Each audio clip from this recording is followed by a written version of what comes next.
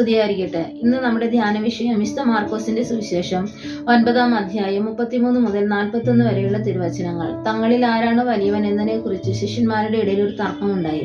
അപ്പോൾ യേശു ശിഷ്യന്മാരോട് പറഞ്ഞു, നിങ്ങളിൽ ഒന്നാമനാകാൻ ആഗ്രഹിക്കുന്നവൻ എല്ലാവരുടെയും അവസാനത്തവനും എല്ലാവരുടെയും ശുശ്രൂഷകനുമാകണം. സ്നേഹമുള്ളവരെ, എന്തെങ്കിലും ഒരു പ്രവൃത്തി നാം ചെയ്യുമ്പോൾ അല്ലെങ്കിൽ ഏതെങ്കിലും ഒരു ശുശ്രൂഷ ചെയ്യുവാനായിട്ട് നമ്മെ ഏൽപ്പിക്കുമ്പോൾ അവ സ്നേഹത്തോടെ ആത്മാർത്ഥതയോടുകൂടെ ചെയ്യണമെന്നാണ് യേശു ആഗ്രഹിക്കുന്നത്. ഇതേപോലെ ഒരു ശിശുവിനെ തന്റെ കരങ്ങളിൽ എടുത്തുകൊണ്ട് യേശു പറഞ്ഞു, ഇതേപോലെയുള്ള ഒരു ശിശുവിനെ എന്റെ നാമത്തിൽ സ്വീകരിക്കുന്നവൻ എന്നെ സ്വീകരിക്കുന്നു, എന്നെ സ്വീകരിക്കുന്നവൻ എന്നെയല്ല എന്നെ അയച്ച പിതാവിനെയാണ് സ്വീകരിക്കുന്നത്.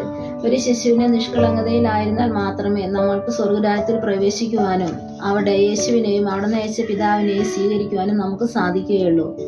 യേശു വീണ്ടും പറയുന്നു, എന്റെ നാമത്തിൽ ഒരു പാത്രം വെള്ളമെങ്കിലും കുടിക്കാൻ കൊടുത്താൽ അതിന് പ്രതിഫലം ലഭിക്കുമെന്ന്. അപ്പോൾ സ്നേഹമുള്ളവരെ, നാം എന്ത് പ്രവൃത്തി ചെയ്താലും ദാനധർമ്മം നടത്തിയാലും അതെല്ലാം യേശുവിന്റെ നാമത്തിൽ ചെയ്യുവാനായിട്ട് നമുക്ക് ശ്രമിക്കാം. അപ്പോൾ നമുക്ക് പ്രതിഫലം ലഭിക്കും.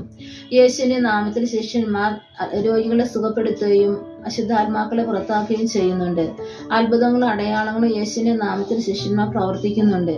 നമ്മുടെ ജീവിതത്തിലും കുടുംബത്തിലും നമ്മുടെ സമൂഹത്തിലും അത്ഭുതങ്ങളും അടയാളങ്ങളും രോഗശാന്തികളും യേശുവിന്റെ നാമത്തിൽ സംഭവിക്കട്ടെ എന്ന് നമുക്ക് പ്രാർത്ഥിക്കാം. എല്ലാവർക്കും നല്ലൊരു ദിവസം ആശംസിക്കുന്നു.